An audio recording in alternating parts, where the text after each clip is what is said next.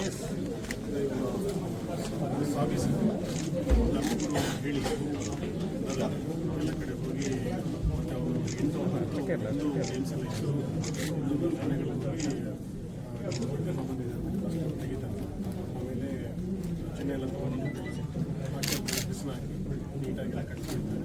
ಮತ್ತೆ ಪೀಸ್ ತೆಗಿತಾರೆ. ನೀವೆಲ್ಲ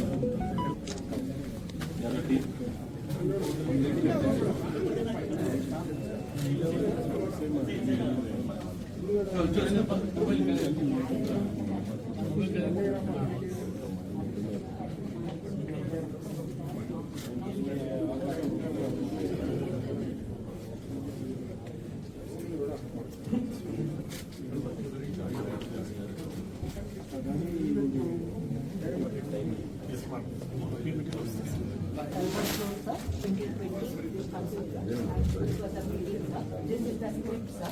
How they are supposed to interact with the foreigners, so that their identity is not becoming 10 lakhs worth of money, sir.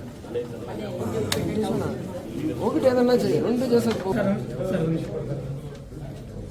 Sir ನೀವು start ಮಾಡೋ ಮುಂಚೆ ಒಂದು submission ಇದೆ sir. ನಾವು ನೀವು ಈಗ ಪ್ರೆಸ್ ಮೀಟ್ ಕಾಲ್ ಮಾಡಿದ್ರೆ ನಾವು ನಿಮ್ಮ ಇನ್ವಿಟೇಷನ್ ಒಪ್ಪಿಗೆ ಎಲ್ಲ ಬರ್ತೀವಿ ಸರ್. ನಮಗೆ ಇನ್ಸಿಡೆಂಟ್ ಆಗಲು ಕೂಡ ನಿಮ್ಮ ಆಫೀಸರ್ಸ್ ಹಂಗೆ ರೆಸ್ಪಾನ್ಸ್ ಮಾಡೋಕೆ ಹೇಳಿ sir. Particularly Hulimavu, south west, north west ಇವರೆಲ್ಲ ಸಪ್ರೇಟಾಗಿ ಹೇಳಿಕೆ ಸರ್ ಸರ್. ಅವ್ರಿಗೆ ಸೌತ್ ವೆಸ್ಟ್ ಒಂದು ಸಪ್ರೇಟ್ ಕಂಪ್ಲೇಂಟೇ ಕೊಟ್ಬಿಡಿ. ಏನಕ್ಕೆ ಫೋನ್ ಮಾಡಿದ್ರೆ ರಿಸೀವ್ ಮಾಡಲ್ಲ. ಫಸ್ಟ್ ಒಂದು ಹೇಳಿದ್ರೆ ಏನು ಮಾಹಿತಿ ಹೇಳಲ್ಲ ಅವರು. ಇದು ಬೇಜಾರಾಗಿ ನೀವು ಹತ್ರ ನಾನು ಕಂಪ್ಲೇಂಟ್ ಮಾಡ್ತೀವಿ ಸರ್.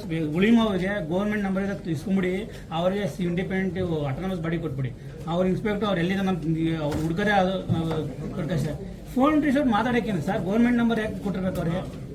50 ಸರಿ ಕಾಲ್ ಮಾಡಿ ರಿಸೀವ್ ಮಾಡೋದು ಅವ್ರಿಗೆ. ಈಗ ನಾವು ನೀವು ಕರೆದ ತಕ್ಷಣ ನಾವು ಅದೇ ಗೌರವ ಬಂದಮೇಲೆ ನಮ್ಗೆ ಯಾಕೆ ಎಕ್ಸ್ಪೆಕ್ಟ್ ಮಾಡೋರು? ನಾವೇನು ಪಿ ಆರ್ ಒಗಳು ಇವರಿಗೆ ಪ್ರೈವೇಟ್ ಪಿ ಆರ್ ಒ ಥರ ಟ್ರೀಟ್ಮೆಂಟ್ ಮಾಡಿ ಅಂತ ಹೇಳಿ ಸರ್.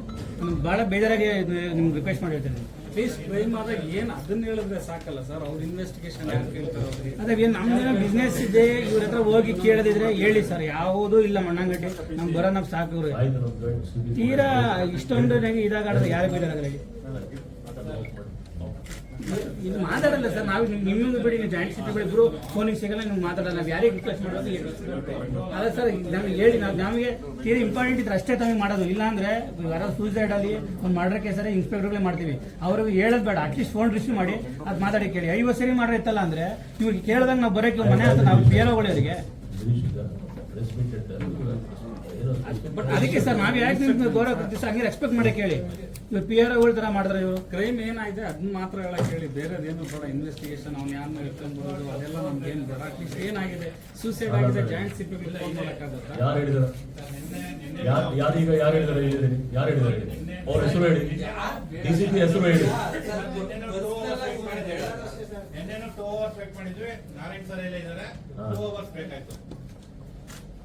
ದಯವಿಟ್ಟು ನಾನು ಮತ್ತೆ ಹಳೆ ಸಿಸ್ಟಮ್ ಸ್ಟಾರ್ಟ್ ಮಾಡ್ಬಿಡ್ತೀನಿ. ಬೇಡ ಸರ್. ನಾವು 10 ವರ್ಷ ಭಾಳ ಹಿಂದೆ ಒಂದು ಸಿಸ್ಟಮ್ ಇದೆ.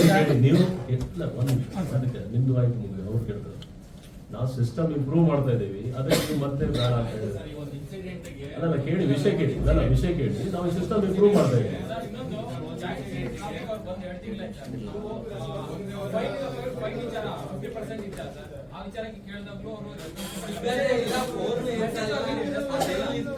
ಆಯ್ತು, ನೆಕ್ಸ್ಟ್ ಮೀಟಿಂಗ್ ಕರಿತೀನಿ.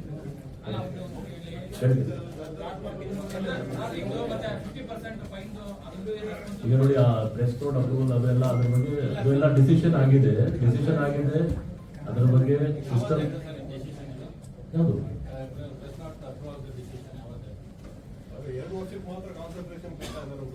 ಅಲ್ಲ. ದಯವಿಟ್ಟು ಹಂಗೆ ಹೊಡೆದ್ರೆ ನಾವು ಪ್ರೆಸ್ ಮೀಟ್ ಮಾಡುವಾಗ ನೀವು ಒಂದು ಬೇರೆ ಉದ್ದೇಶಕ್ಕೋಸ್ಕರ ಬಂದಿದ್ರೆ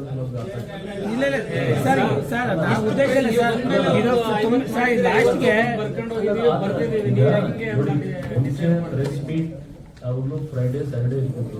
ಟ್ಯೂಸ್ಡೇ ಮತ್ತು ಫ್ರೈಡೆ ಇರ್ತಿದ್ರು. ಆಮೇಲೆ ರಿಕ್ವೆಸ್ಟ್ ನೀವು ಮಾಡಿದ್ರೆ ಸರ್ ನಮ್ಗೆ ತಕ್ಷಣ ಬೇಕು ಅಂತ, ಸೊ ಅದು ನಾವು ಆ ಸಿಸ್ಟಮ್ ಮಾಡಿದ್ದೀವಿ. ಅದು ಸರಿಪಡಿಸ್ತಾ ಇದೀವಿ. ಪಿ ಆರ್ ಒಗೆ ಹೇಳಿದ್ವಿ. ಸ್ವಲ್ಪ ಫಾಸ್ಟ್ ಮಾಡ್ಲಿಕ್ಕೆ ಹೇಳಿದ್ರೆ ಪಿ ಆರ್ ಒ ಇದ್ದಾರೆ. ನಿಮ್ಗೆ ಅರ್ಥ ಆಗ್ತಾ ಇಲ್ಲ. ನೀವು ಆಗ ಸರಿ ಮತ್ತೆ ಇವ್ರು ಸರ್ ಇಲ್ಲಾಂದ್ರೆ ಡೆಲ್ಲಿ ಪೊಲೀಸ್ ತರ ಮಾಡ್ಬಿಡಿ sir. Every division will have a PRO and everything will be communicated on daily basis. Press meet ಮುಗಿಲಿ ನಾವೇ peer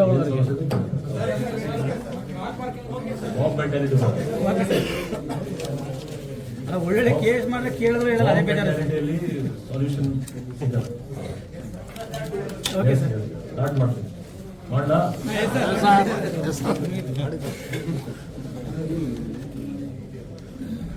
electronic city police station ವ್ಯಾಪ್ತಿಯಲ್ಲಿ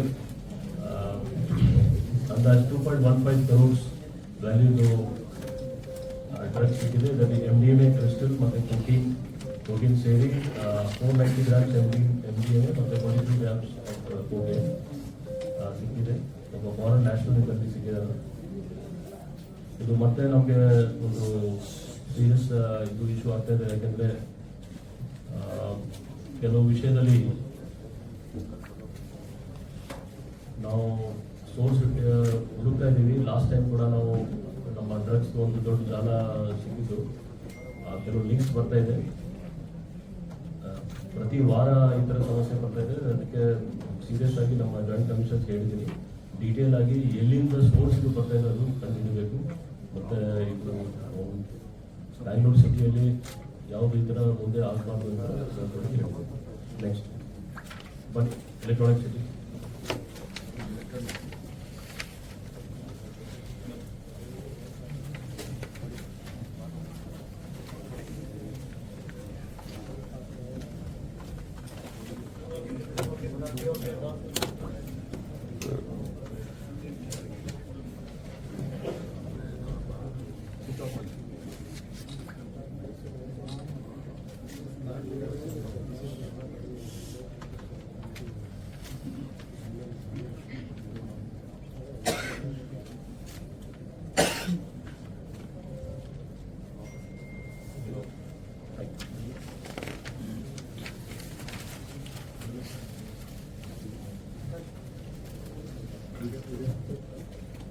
ಇನ್ನೊಂದು ಕೇಸಲ್ಲಿ ಹುಲಿಮಾವ್ ಸ್ಟೇಷನ್ ಒಬ್ಬ ಆರೋಪಿ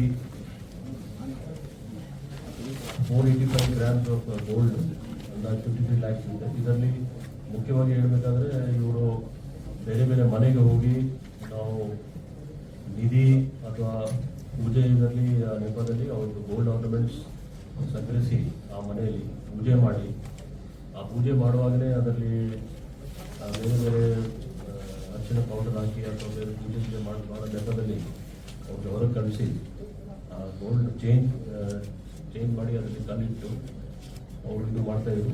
ಇದು ಅಷ್ಟು ದೊಡ್ಡ ಪ್ರಮಾಣದಲ್ಲಿ ಇರಲಿಲ್ಲ. ಆದರೆ ಬೇರೆ ಬೇರೆ ಕಡೆ ಹೋದಾಗ 48 days ಆದಮೇಲೆ ನೀವು ಇದು ತೆಗಿಬೇಕು, ಇಲ್ಲಾಂದರೆ ನಿಮಗೆ ಶಾಪ ಬರ್ತದೆ ಅಂತ ಏನೇನೋ ಹೇಳಿ ಈ ಥರ ಮಾಡಿದ್ದಾರೆ. ಮತ್ತು ಇಲ್ಲ ಅಫೆನ್ಸ್ ಆದಮೇಲೆ ಅವರು ಬೇರೆ ರಾಜ್ಯಕ್ಕೆ ಹೋಗಿಬಿಡ್ತಿದ್ರು.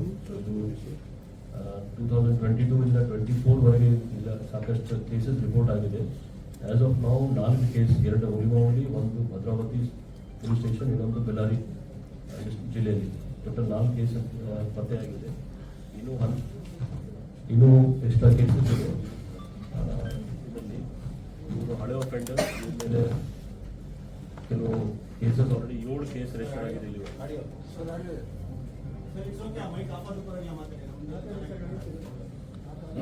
ಟೋಟಲ್ 7 ಕೇಸಸ್ ಇವ್ರ ಬಗ್ಗೆ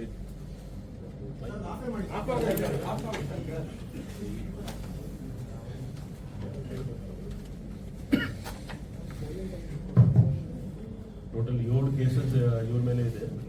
ಆಮೇಲೆ ಇನ್ನು ನಮ್ಮ ಆಂಧ್ರ ನೇಬರಿಂಗ್ ಸ್ಟೇಟ್ಸಲ್ಲಿ ಕೂಡ ಇವ್ರ ಮೇಲೆ ಕೇಸಸ್ ರಿಜಿಸ್ಟರ್ ಆಗಿದೆ. ಇದರಲ್ಲಿ ಭಾಳ ಇಂಟ್ರೆಸ್ಟಿಂಗ್ ಅಂದರೆ ಇವರು ಆ ಮನೆಯಲ್ಲಿ ಎಷ್ಟು ಗೋಲ್ಡ್ ಇದ್ದು ಎಲ್ಲ ಗೋಲ್ಡ್ ತೊಗೊಂಡು ಮಾಡಿ ಆಮೇಲೆ ಪೂಜೆ ಮಾಡಲಿಕ್ಕೆ ಆಗ್ತದೆ. ಸಪೋಸ್ ಅವ್ರಿಗೆ ಅವ್ರ ಲೆಕ್ಕ ಪ್ರಕಾರ ಕಡಿಮೆ ಗೋಲ್ಡ್ ಇದ್ರೆ ನೀವು ಅಕ್ಕಪಕ್ಕ ಮನೆಯಿಂದ ಕೂಡ ತೊಗೊಂಡು ಇಲ್ಲೇ ಇಟ್ಕೊಳ್ಳಿ, ಆಮೇಲೆ ಬೇಕಾದ್ರೆ ವಾಪಸ್ ಕೊಡಿ ಅಂತ ಆ ಥರ ಮಾಡಿದ್ರು ಅವರು. ಸೊ ಆ ನಿಟ್ಟಿನಲ್ಲಿ ಅವರು ಮೋಸ ಮಾಡಿ ಈ ಥರ ಬೇರೆ ರಾಜ್ಯದಲ್ಲಿ ಇರ್ತಿದ್ರು. ನಮ್ಮ ಒಬ್ಬ ಅದರಲ್ಲಿ ಯಾವುದೋ ಇನ್ಫಾರ್ಮೇಷನ್ ಆದ ಮೇಲೆ ನಮ್ಮವರು ಹೋಗಿ ನಾಗ್ಪುರಿಂದ ಹಿಡಿದು ಅವ್ರಿಗೆ ಬಂದಿರುತ್ತೆ. ನಮ್ಮ ಟೀಮ್ ಅವ್ರು ಬಂದು ಎಲ್ಲಿ ಕೋಲಾರ.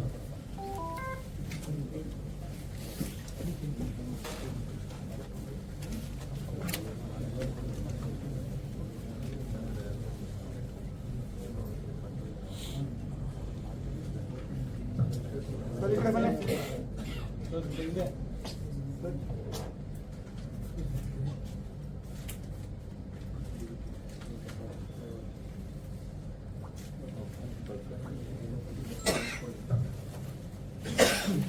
ಕೇಸಲ್ಲಿ ಕುಂಬಲ್ಗೋಡ್ ಪೊಲೀಸ್ ಸ್ಟೇಷನ್ ವ್ಯಾಪ್ತಿಯಲ್ಲಿ ಇದು ನಾವು ಮೊನ್ನೆ ಒಂದು ಮೀಟಿಂಗ್ ಮಾಡಿದ್ದೇವೆ ಪಟಾಕಿ ಲೈಸೆನ್ಸ್ ಮತ್ತು ಯಾವ ರೀತಿ ಸ್ಟೋರೇಜ್ ಇರಬೇಕು ಪ್ರತಿಯೊಂದು ಬೇರೆ ಬೇರೆ ಇಲಾಖೆಯವರು ಬಂದು ಹೇಳೋಗಿದ್ರು. ಆದರೆ ಇದು ಒಂದು ಕೇಸ್ ಸಿಕ್ಕಿದೆ ಈಗ ಸದ್ಯಕ್ಕೆ. ಇದು ನಮ್ಮೆಲ್ಲ ಪೊಲೀಸ್ ಅವ್ರಿಗೆ ಹೇಳಿದ್ದೀನಿ, ಅಂದಾಜು 10 ಲಕ್ಷ ಪಟಾಕಿ ಇವು ಅವ್ರ ಮನೆಯಲ್ಲಿ ಸ್ಟೋರ್ ಮಾಡ್ಕೊಂಡಿದ್ರು. ಇದು ಭಾಳ ಒಂದು ಸೀರಿಯಸ್ ಇಶ್ಯೂ ಇದೆ. ಈಗ ಹಬ್ಬ ಬರ್ತಾ ಇದೆ, ಎಲ್ಲಿ ಇಟ್ಕೊಳ್ಬೇಕು, ಆ ನಿಗದಿತ ಜಾಗ ಇದೆ, ಸ್ಟೋರ್ಸ್ ಲೈಸೆನ್ಸ್ ಇರಬೇಕು, ಎಕ್ಸ್ಪ್ಲೋಸಿವ್ ಆ್ಯಕ್ಟ್ ಪ್ರಕಾರ ಏನೇನು ಡಿಪಾರ್ಟ್ಮೆಂಟ್ ಕಡೆಯಿಂದ ರೆಗ್ಯುಲೇಷನ್ ಇದೆ ಆ ಫಾಲೋ ಮಾಡಬೇಕು. ಸೊ ಆ ನಿಟ್ಟಿನಲ್ಲಿ ಒಂದು ಎಚ್ಚರಿಕೆ ಇದೆ ಎಲ್ಲರಿಗೂ, ಎಲ್ಲೆಲ್ಲಿ ಇದ್ದರೆ ಮತ್ತು ಯಾರಿಗೆ ಏನು ಮಾಹಿತಿ ಬಂದರೆ ಖಂಡಿತ ನಮ್ಮ ಪೊಲೀಸ್ ಅವ್ರಿಗೆ ಹೇಳಿ ನಾವು ರೇಟ್ ಮಾಡ್ತೀವಿ. ಇದು ಇನಿಷಿಯಲ್ ರೇಟ್ ಆಗಿದೆ.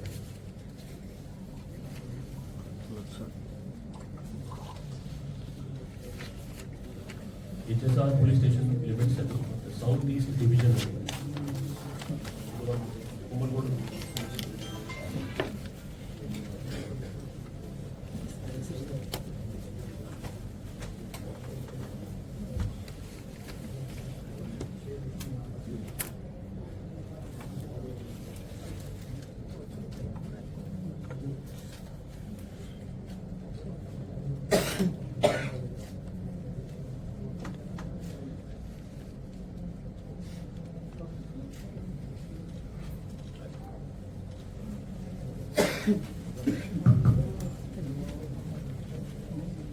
HSR ಪೊಲೀಸ್ ಸ್ಟೇಷನ್ ಮತ್ತು ಸೌತ್ ಈಸ್ಟ್ ಡಿವಿಷನ್ ಅವರು ತುಂಬ ಒಳ್ಳೆಯ ಕೆಲಸ ಮಾಡಿ ಒಂದು ಟೋಟಲ್ 16 ಜನ ಅವರಿಗೆ ಅರೆಸ್ಟ್ ಮಾಡಿದ್ದಾರೆ. ಇವರು 16 ಜನ ಅವರು ಒಂದು ಕಾಲ್ ಸೆಂಟರ್ಲಿ ಕೆಲಸ ಮಾಡ್ತಿದ್ರು. ಕಾಲ್ ಸೆಂಟರ್ದು ಆಫೀಸ್ ಇದೆ HSR ಪೊಲೀಸ್ ಸ್ಟೇಷನ್ ವ್ಯಾಪ್ತಿಯಲ್ಲಿ. ಆ ಕಾಲ್ ಸೆಂಟರ್ದು ಯಾವುದು ಬೋರ್ಡ್ ಇಲ್ಲ, ಇದು ನೇಮ್ ಪ್ಲೇಟ್ ಏನು ಯಾವುದೂ ಇಲ್ಲ. ಆದರೆ ಸೈಬಿಟ್ಸ್ ಅಂತ ಸೊಲ್ಯೂಷನ್ ಪ್ರೈವೇಟ್ ಲಿಮಿಟೆಡ್ ಹೆಸರಲ್ಲಿ ಅವರು ಎಂಪ್ಲಾಯೀಸ್ ಅವ್ರು ಕೆಲಸ ಮಾಡ್ತಿದ್ರು. ಇದರಲ್ಲಿ ಫಸ್ಟ್ ಮತ್ತು ಸೆಕೆಂಡ್ ಫ್ಲೋರ್ ಇಲ್ಲಿ ಆಫೀಸ್ ಅವ್ರದ್ದು ಇತ್ತು. ಡೈಲಿ ಸಾಯಂಕಾಲ ಅವರು ಎಲ್ಲ ಎಂಪ್ಲಾಯೀಸ್ ಅವ್ರು ಬಂದು ಮೇನ್ ಗೇಟ್ ಆಮೇಲೆ ಬಂದಾಗ್ತಿತ್ತು. ಊಟ ಮತ್ತು ಎಲ್ಲ ವ್ಯವಸ್ಥೆ ಅಲ್ಲೇ ಇತ್ತು ಅವ್ರದ್ದು. ಆ್ಯಂಡ್ ಬೆಳಿಗ್ಗೆ ತನಕ ಅವರು ಕೆಲಸ ಮಾಡ್ತಿದ್ರು. ನಮ್ಮದು ಕೆಲವು ಮಾಹಿತಿ ಆಧಾರದ ಮೇಲೆ ನಾವು ರೇಟ್ ಮಾಡುವಾಗ ಇದು ಒಂದು ಡಿಜಿಟಲ್ ಅರೆಸ್ಟ್ದು ಒಂದು ಪ್ರಕರಣ ಇದೆ. ಆದರೆ ಇದು ರಿವರ್ಸ್ ನಾವು ಹೇಳ್ಬೋದು. ಇಲ್ಲಿಂದ ಕೂತ್ಕೊಂಡು US, ಕೆನಡಾ ಮತ್ತು ಈ ಥರ ಬೇರೆ ಬೇರೆ ಕಂಟ್ರೀಸ್ ಪ್ರಜೆಯವ್ರಿಗೆ ಅವರು ಡಿಜಿಟಲ್ ಅರೆಸ್ಟಲ್ಲಿ ಸೈಬರ್ ಫ್ರಾಡಲ್ಲಿ ಶಾಮೀಲಾಗಿದೆ. ಸಂಬಂಧಪಟ್ಟ ನಾವು ಕೆಲವು ಡಾಕ್ಯುಮೆಂಟ್ಸ್ ಸಿಕ್ಕಿದೆ. ಆ ಡಾಕ್ಯುಮೆಂಟ್ಸ್ ಆಧಾರದ ಮೇಲೆ ನಾವು ಇದು ಇನ್ವೆಸ್ಟಿಗೇಟ್ ಮಾಡ್ತಾ ಇದ್ದೀವಿ. ಇದರಲ್ಲಿ 2 ಮನೆ ಕೂಡ ರೇಡ್ ಆಗಿದೆ. ಆ ರೇಡ್ ಮನೆಯಲ್ಲಿ ಪಿ ಜಿ ಆಗಿ ಅವ್ರು ಇಟ್ಕೊಂಡಿದ್ರು. PG ಆಗಿ ನೋಡಿ, ಏನೋ ಡಿಸ್ಪ್ಲೇ ಇದೆ, ಅದು ಅವ್ರದ್ದು ಆಫೀಸ್ ಪ್ರೆಮಿಸಸ್ ಇದೆ. ಯಾವುದು ಅದರಲ್ಲಿ ಹೆಸರು ಇಲ್ಲ, ಮೇಲೆದು ಎಲ್ಲ ಯಾವುದು ಇಲ್ಲ, ಮೇಲೆದು. ಆಮೇಲೆ ಅಲ್ಲಿ ನಾವು ಸುಮಾರು ಮಾನಿಟರ್ಸ್, CPUs, ಕೀಬೋರ್ಡ್ಸ್ ಮತ್ತು ಬೇರೆ ಬೇರೆ ಇಕ್ವಿಪ್ಮೆಂಟ್ಸ್ ನಾವು ಅಲ್ಲಿ ಕಾಪಿ ಮಾಡಿದ್ದೀವಿ. ಅಲ್ಲಿ 25 ಮೊಬೈಲ್ ಫೋನ್ಸ್ ಕೂಡ ಇದೆ. ಇವರೆಲ್ಲ ಬೇರೆ ಬೇರೆ ಸ್ಟೇಟ್ ಅವರು, ಕೆಲವರು ಮಹಾರಾಷ್ಟ್ರ, ಮೇಘಾಲಯ, ಒಡಿಶಾ, ಮಧ್ಯಪ್ರದೇಶ್, ವೆಸ್ಟ್ ಬೆಂಗಾಲ್ ಮತ್ತು ಗುಜರಾತ್ ಅವರೆಲ್ಲ ಇದ್ದಾರೆ. ಅವ್ರಿಗೆ 22,000 ಮಾತ್ರ ಸಂಬಳ ಸಿಗ್ತಿತ್ತು. ಆದರೆ ನಮ್ಮ ಈಗ ಮಾಹಿತಿ ಪ್ರಕಾರ ಅವ್ರಿಗೆ ಕ್ಯಾಶಲ್ಲಿ ಎಕ್ಸ್ಟ್ರಾ ಕಮಿಷನ್ ಆಧಾರ ಮೇಲೆ ದುಡ್ಡು ಬರ್ತಿತ್ತು. ಇದರಲ್ಲಿ ಏನೇನು ಡಿಜಿಟಲ್ ಅರೆಸ್ಟಲ್ಲಿ ಅವ್ರು ಯೂಸ್ ಮಾಡೋದೆಲ್ಲ ನಾವು ಡಿಸ್ಪ್ಲೇ ಮಾಡಿದ್ದೀವಿ. ಅವ್ರಿಗೆ ಒಂದು ಸ್ಕ್ರಿಪ್ಟ್, ಪ್ರತಿಯೊಂದು ಅವ್ರದ್ದು ವರ್ಕ್ ಸ್ಟೇಷನಲ್ಲಿ ಸ್ಕ್ರಿಪ್ಟ್ ಇತ್ತು. ಯಾವ ರೀತಿ ನೀವು ಅಡ್ರೆಸ್ ಮಾಡಬೇಕು, ಯಾವ ರೀತಿ ನೀವು ಐಡೆಂಟಿಫೈ ಆಗಬೇಕು. ಸೊ ವಾಯ್ಸಲ್ಲಿ ಇವರು ಮಾತಾಡ್ತಾ ಇದ್ರು. ನಮ್ಮ ಇನ್ವೆಸ್ಟಿಗೇಷನಲ್ಲಿ ನಮಗೆ ಕೆಲವು ಆಧಾರದ ಮೇಲೆ ಮಾಹಿತಿ ಇದೆ. ಅವ್ರು ಬೇರೆ ಯಾವುದೋ ಸ್ಟುಡಿಯೋ ಇಟ್ಕೊಂಡಿರ್ಬೋದು. ಯಾಕೆಂದರೆ ತೋರಿಸ್ಲಿಕ್ಕೆ ನಾವು ಪೊಲೀಸ್ ಅಂತಿದ್ದೆ, ಅದು ಮೋಸ್ಟ್ಲಿ ಇರ್ಲಿಕ್ಕಿಲ್ಲ, ಬೇರೆ ದೇಶದಲ್ಲಿ ಇರ್ಬೋದು. ಇನ್ನೂ ಸ್ವಲ್ಪ ಈ 2-3 ಈ ಥರ ಸೆಂಟರ್ ಇವ್ರದ್ದು ಲಿಂಕಲ್ಲಿ ಇದೆ ಅಂತ ನಮಗೆ ಗೊತ್ತಾಗಿದೆ. ನಾವು ಲೀಗಲ್ ಪ್ರಕಾರ ನಾವು ಮುಂದೆ ಅದ್ರ ಬಗ್ಗೆ ಅವ್ರ ಬಗ್ಗೆ ಆ್ಯಕ್ಷನ್ ತೊಗೊಂಡಿದ್ವಿ. ಸೊ 2 PGs ಇವರೆಲ್ಲ ವಾಸ ಮಾಡ್ತಿದ್ರು. ಅವ್ರಿಗೆ ಇನ್ಸ್ಟ್ರಕ್ಷನ್ ಇತ್ತು, ನಿಮ್ಮ ಮನೆಯಿಂದ ಇಲ್ಲಿಗೆ ಹೋಗುವಾಗ ಹಾರ್ಡ್ಲಿ ಅದು ಅರ್ಧ ಕಿಲೋಮೀಟರ್ 1 ಕಿಲೋಮೀಟರ್ ರೇಡಿಯಸ್ನಲ್ಲಿ 2 ವಾಸದ ಜಾಗ ಇದೆ. ಇದು 2 PG. ಅಲ್ಲಿಂದ ಅವರು ಅಲ್ಲಿಗೆ ಹೋಗುವಾಗ ನೀವು ಯಾರ ಜೊತೆಗೆ ಮಾತಾಡಬಾರ್ದು, ನೀವು ಸ್ಟೇಟ್ ಕೆಲಸಕ್ಕೆ ಹೋಗಬೇಕು, ವಾಪಸ್ ಬೆಳಿಗ್ಗೆ ಬರಬೇಕು ಅಂತ ಇತ್ತು. ಊಟ ಕೂಡ ಅವ್ರಿಗೆ ಅಲ್ಲಿ ಬರ್ತಿತ್ತು. ಸೊ ಇದು ಒಂದು ಹೊಸ ಮೋಡಸ್ ಅಂತ ಕಾಣ್ತದೆ. ಬಟ್ ಒಂದು ಎಚ್ಚರಿಕೆ, ಯಾಕೆಂದರೆ 2-3 ಮನೆಯಲ್ಲಿ ಯಾವುದು ನಮಗೆ ಇಲ್ಲಿವರೆಗೆ ಡಾಕ್ಯುಮೆಂಟ್ಸ್ ಯಾವುದು ಸಿಕ್ಕಿಲ್ಲ. ಅವರು ಅಗ್ರಿಮೆಂಟ್, ರೆಂಟಲ್ ಅಗ್ರಿಮೆಂಟ್ಗೆ ಅಥವಾ ಯಾವುದಾದ ಮೇಲೆ ಇದೆ. ಸೊ ಅದು ಯಾರು ರೆಂಟ್ ಕೊಡ್ತಾ ಇದ್ರು ಅವ್ರದ್ದು ಒಂದು ತಪ್ಪಿದೆ, ಈ ಥರ ಮಾಡ್ಬೋದು. ಇದು ಲೀಗಲಿ ಕೂಡ ಈ ಥರ ಅವರು ಪ್ರಿಮಿಸಸಲ್ಲಿ ಏನು ನಡೀತಾ ಇದೆ ಅವ್ರಿಗೆ ಗೊತ್ತಿರಬೇಕು. ಇಲ್ಲಾಂದರೆ ಅವರು ಪೊಲೀಸ್ ಕಡೆಯಿಂದ ವೆರಿಫೈ ಮಾಡಿಸ್ಬೇಕಾಗಿತ್ತು. ಇವತ್ತು ಅದು ಆಲ್ರೆಡಿ ಅವ್ರಿಗೆ ಪೊಲೀಸ್ ಕಸ್ಟಡಿ ತೊಗೊಳ್ತಾ ಇದ್ದಾರೆ. ಪೊಲೀಸ್ ಕಸ್ಟಡಿ ತೊಗೊಂಡಾದ್ಮೇಲೆ ಇದು ಫರ್ದರ್ ಇನ್ವೆಸ್ಟಿಗೇಷನ್ ನಾವು ಮಾಡ್ತೀವಿ. ಆ ಏರಿಯಾದಲ್ಲಿ ಇದು ಈ ಥರ ಯಾರು ಮಾಡ್ತಾ ಇದ್ದಾರೆ ಅವ್ರ ಬಗ್ಗೆ ಕೂಡ ಕ್ರಮ ತಗೊಂಡು ಇದರಲ್ಲಿ ಅಮೌಂಟ್ ಟ್ರಾನ್ಸ್ಫರ್ ಹೆಂಗೆ sir? Amount transfer amount transfer ನಾನು ಅದೇ ಹೇಳಿದ್ದೇನೆ. ಯಾಕಂದರೆ ಇವರೆಲ್ಲ ಮೇನ್ ಎಂಪ್ಲಾಯೀಸ್, ಯಾರು ಸೂಚನಾ ಯಾರು ಏನು ಅನ್ನೋದು ಅವ್ರ ಬಗ್ಗೆ ನಾವು ತನಿಖೆಯಲ್ಲಿ ಗೊತ್ತಾಗಬೇಕು. ಕೆಲವು ಮಾಹಿತಿ ಬಂದಿದೆ, ನಾವು ಅದ್ರ ಬಗ್ಗೆ ಪರಿಶೀಲನೆ ಮಾಡ್ತೀವಿ. ಬಿಲ್ಡಿಂಗ್ ಓನರ್ ಮೇಲೆ ಕೇಸ್ ಮಾಡ್ತೀವಿ. ಬಿಲ್ಡಿಂಗ್ ಓನರ್ ಮೇಲೆ ಈಗ ನಾನು ಹೇಳಿದ ರೇಡ್ ಮಾಡುವಾಗ ಟೋಟಲ್ 26 ಜನ ಸಿಕ್ಕಿದ್ರು. ಆ ಪೈಕಿ ಕೆಲವರು ಜಸ್ಟ್ US ಆಗಿದ್ದು ಜಾಯ್ನ್ ಆಗಿ, ಮತ್ತು ಕೆಲವರು ಬೇರೆ ಬೇರೆ ಅವ್ರದ್ದು ಯಾವುದು ಸಂಬಂಧ ಇರಲಿಲ್ಲ, ಅದಕ್ಕೆ ಅವರು 16 ಜನರ ಬಗ್ಗೆ ಕೆಲವು ಮಾಹಿತಿ ಬಂತು. ಅದನ್ನು ನಾವು ಅರೆಸ್ಟ್ ಮಾಡಿದ್ದೀವಿ. ಟ್ರೈನಿಂಗ್ ಬಗ್ಗೆ ಅಂದರೆ ನಾನು ನಿಮ್ಗೆ ಹೇಳಿದಲ್ಲ, ಅಲ್ಲೇ ಅವ್ರಿಗೆ ಸ್ಪಷ್ಟವಾಗಿ ಕೊಟ್ಟಿದ್ರು ಏನೇನು ಮಾತಾಡಬೇಕು ಅಂತ. ಕರೆಕ್ಟಾಗಿ ಅವ್ರದ್ದು ಏನು ಪಾಳೆ ಇದೆ, ಅವ್ರ ರೆಂಟ್ ಯಾವ ರೀತಿ ಹೋಗ್ತದೆ, ಅದು ಆ ಭಾಷೆಯಲ್ಲಿ ಅವ್ರಿಗೆ ಕರೆಕ್ಟಾಗಿ ಸ್ಕ್ರಿಪ್ಟ್ ಡಿಸ್ಪ್ಲೇ ಮಾಡಿದ್ದೀವಿ. ಇದರಲ್ಲಿ ಇಂಡಿಯನ್ ವಿಕ್ಟಿಮ್ಸೇ ಇಲ್ವಾ ಸರ್?